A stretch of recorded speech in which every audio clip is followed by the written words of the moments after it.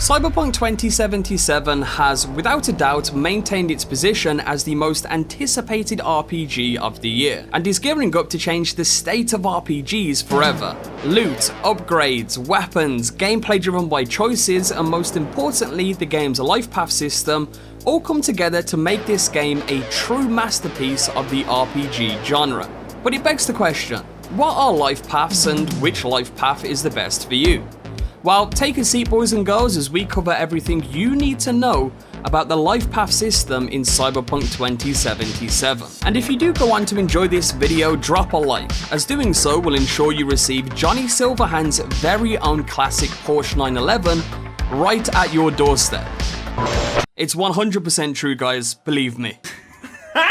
So what are life paths? Well, with the game's origins based on a pen and paper tabletop RPG set a full 57 years earlier in the Cyberpunk universe, CD Projekt Red have worked their hardest to bring Cyberpunk to life by incorporating the nuances of its earlier tabletop form.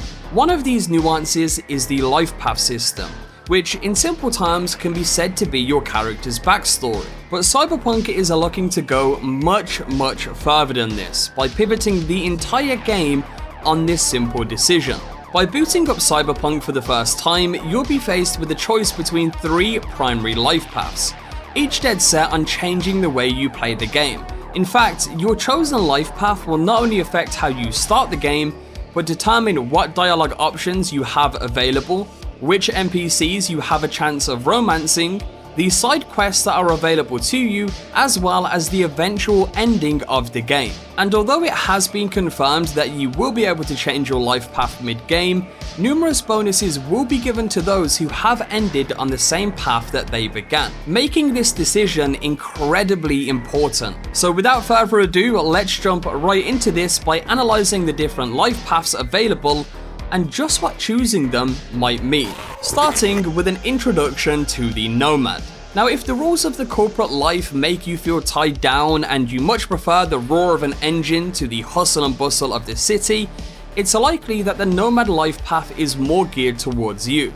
You see, Nomads are unique to the Cyberpunk universe in that they have decided to live in the Badlands, which is the vast desert plains that surround Night City. The life of a nomad can be tough, considering how it is mostly comprised of traveling from place to place and looting whatever is needed to survive. This is why most nomads end up traveling in packs with like-minded people they have chosen to call their family. Those who decide on the nomad life path value principles like freedom and integrity, making them sort of lone wolf outcasts in unfamiliar places like Night City.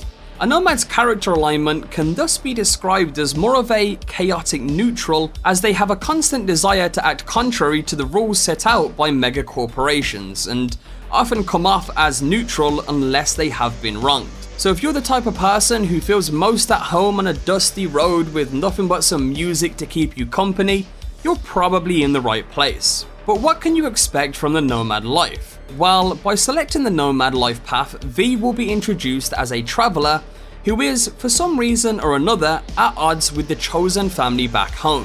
Whether the torn state of this relationship is because of V or not, we'll have to wait and see. But either way, you'll be traveling through to Night City, dead set on making a name for yourself. This is, in other words, the only life path where you'll actually start outside of the city, making it quite unique in its selection. Luckily for you, your background as a nomad means you'll be right at home in the Badlands, having a vast knowledge of the land and an expanded set of dialogue options when it comes to communicating with the locals. Now, since ordinary nomads don't really concern themselves with earning a vast amount of money, you'll have to work hard to survive in Night City on your own.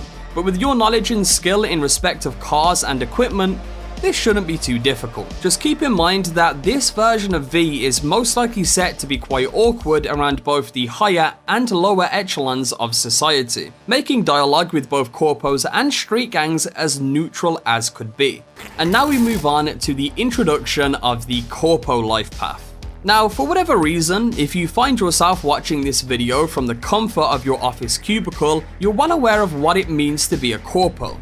Your dedication, coupled with your desire for money and status, has led you to attempt to climb the corporate ladder through hard work and become a powerful figurehead for the corporation you represent. The same can be said about those who follow the Corpo life path in Cyberpunk, but with one solid difference. You see, in a dystopian metropolis like Night City, the streets are ruled by a selection of dangerous factions, ranging from those who protect the working class to those who kidnap and strip passers-by for their cyberware.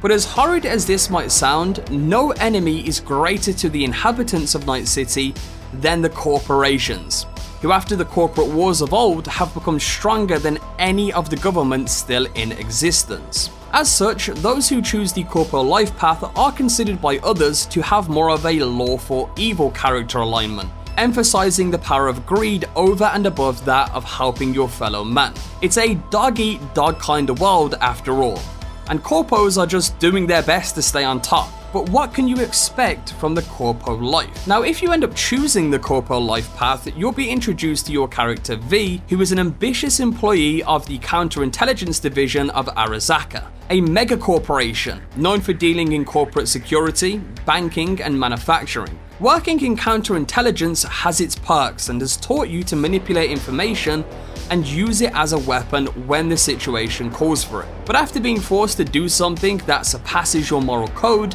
you find yourself working against the company you used to call home. Luckily for you, your background at Arasaka has given you the inside edge, which means your interaction with other corpos is sure to go down far more smoothly, since you will know the type of games that they play. In the RPG format, this means far more dialogue options, allowing you to pretty much run circles around the more distinguished inhabitants of Night City. This does, however, also mean that you have next to no experience on the streets, and might battle when it comes to getting information out of the lesser life forms of the city. Either way, your refined nature will open up a unique romance option which will only be available to those of the Corpo lifestyle. We don't know much about this yet, but we do know that it's unique only to this life path. And finally, we have the life of a street kid. If you lean more towards the concept of loyalty, the life path of the street kid is most likely your best option. The vast majority of the weird and wonderful characters you are set to meet on the streets of Night City come from this category of people. These are people who are used to having to do what they must to overcome the obstacles in their way.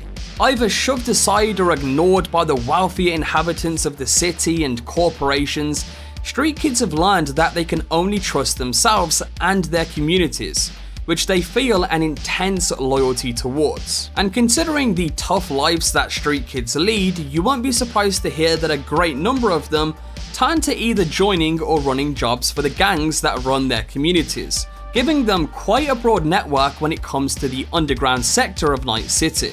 So if you're looking to play someone who is cunning in their decision making, underhanded in their actions, and likely at loggerheads with the law, look no further than the street kid life path. But what can you expect from the street kid life? Well, when selecting the street kid life path, you'll find yourself in control of a version of V that was brought up in the repressed but quaint neighborhood of Haywood, where he did what was needed to survive. In an attempt to both help a friend and make ends meet, you will be tasked with stealing a high-value car, which a number of rival gang members have their collective eyes on.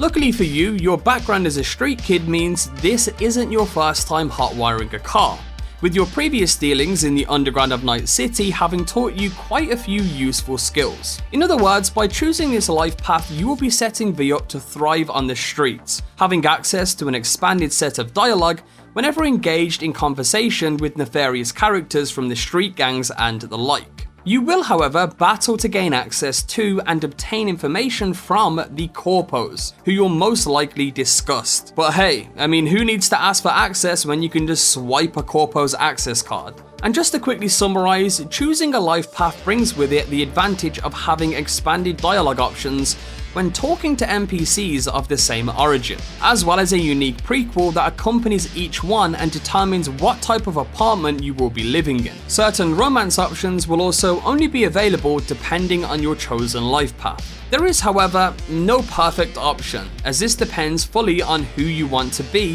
when traveling through the flashing lights of Night City. So don't stress too much, just choose the category you most relate to and play the game you want to play. Anyway, I hope you enjoyed the video and I'll catch you guys next time. Peace.